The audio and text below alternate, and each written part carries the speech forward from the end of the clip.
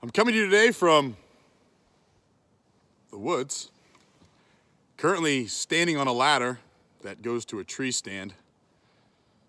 Yes, my calves are burning and my feet are killing me, but this is important. This really is. I just wanted to talk to you just for a moment, and the subject title would be, if it was titled anything, He's Still God. I've been thinking a lot over these last couple weeks, and I'm sure as many of you have, but definitely in the last 6 to 12 months. Just every once in a while, I'll be thinking on God, or I'll be praying, or I'll be listening to a song about Jesus Christ. And I'll think to myself, He's still God. No matter what you're going through, no matter how high you are, or maybe how low you may be, He's still God. He doesn't change. He says, I am the Lord thy God, and I change not. He's still God from everlasting to everlasting. He's still the Jehovah. He's still what we have need of, even in times like these. And one of the stories I started to think about in the Bible was the children of Israel and how they were enslaved for hundreds of years to Pharaoh and to the Egyptians. And I'm sure many times they thought that there was no hope.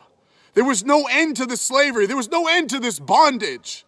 They would wake up every day, and maybe for a time period, maybe for a few years, maybe for 30, I don't know, however many years, they thought to themselves, I'm sure this will change. I'm sure we won't always be here. But then they wake up to the same old thing, and I feel like, is that not kind of how things are going now? That we wake up to the same talk of the virus, the talk of the economy plummeting, or people having to stay home, or social distancing. It hasn't changed.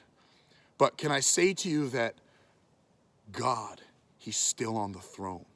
He's still going to make a way. There's still time for people to reach out to Jesus Christ and say, God, I may not understand what's happening, but I know that you're still God. Here in Exodus chapter 14, in verse 10, and it says, and when Pharaoh drew nigh, the children of Israel lifted up their eyes. This is after the children of Israel had been let go. They had been let go out of Egypt. They thought that the bondage was done, no more slavery.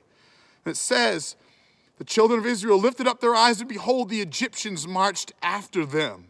And they were sore afraid, and the children of Israel cried unto the Lord. Can I say to you that sometimes that we just got to cry unto God, that we just got to let it all out of us, that you don't have to hold it in. You don't have to be tough with God. You don't have to withhold from Jesus Christ, for it says in the Bible that He is the discerner of the heart. He already knows what you have need of. Cry unto God in the moment that you have need of Him. Cry unto God when you think you have it all under control. Let's cry unto Jesus Christ in these times, and let's see God move for us. For it says in the 13th verse, and Moses said unto the people, fear ye not, stand still and see the salvation of the Lord. And it goes on to say, and you won't see the Egyptians anymore. And then in the 14th verse, the Lord shall fight for you, and ye shall hold your peace. Let me say to you today that us as an individual, we can't fight what's going on in the world right now alone, even if there was no virus. Every day that you wake up and you jaunt out into the world and you make your hay and you go to work, or you go to wherever you go, school, or whatever particular job that you may have, that you can't fight on your own.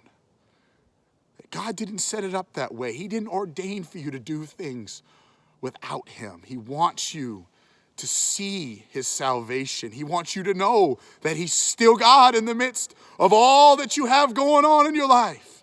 He's still going to make a way where you could not see, or that you didn't know of, that maybe it's so dark right now in your life that you say, I just can't see any light. But we found out the other night that God is also in the darkness. Hebrews 11:29 says, by faith they passed through the Red Sea as by dry land, which the Egyptians essaying to do were drowned. When I referenced the darkness, I was talking about, Brother Tony was preaching the other night, talking about that God was in the darkness too. That God was in the thunder, He was in the lightning. Sometimes those things are scary, but He's in all of it. But can I say to you that we need to have faith that he's still God in these moments. We need to have faith because we could easily drown as the Egyptians did. They weren't believing in God. They had their own idols. They had their own ways of worship. But we know better. We know that Jesus Christ is still God. We know that Jesus Christ is the same yesterday, today, and forever. We know that God changes not. We know that we are victorious through him, for we are overcomers. For greater is he that is in us than he that is in the world. The world may present all these things to you, and they're mind-boggling at times, and they're overwhelming. But can I say to you that he's still God? He's still on the throne.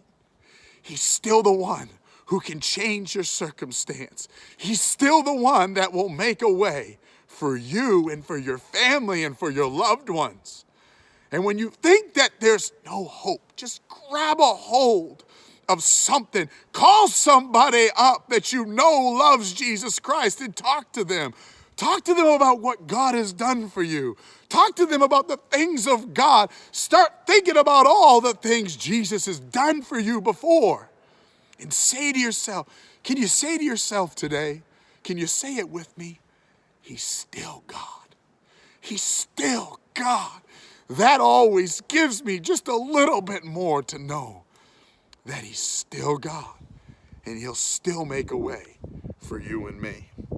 The last verse I want to leave you with is Joshua 24:6 and 7, and it says, he brought your fathers out of Egypt when they came to the Red Sea.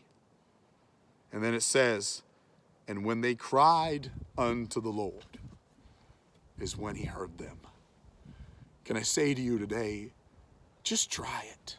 Just try praying to God. Just try crying out. Just letting loose in the Spirit of God. Just talking to him about everything that you see going on, or everything you want him to do, or places you want to be, or where you want to go, or if you're concerned for this country, as I am, as many others are, or maybe you want to see revival in your church, you want to see souls saved, or you want to see the sick healed and the lame to walk, you want to see a difference in your life.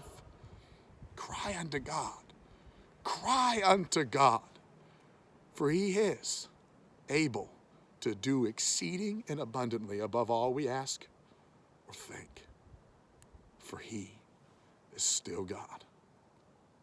Just know that no matter where you're going, no matter what happens going forward, that Jesus Christ is still Lord of all.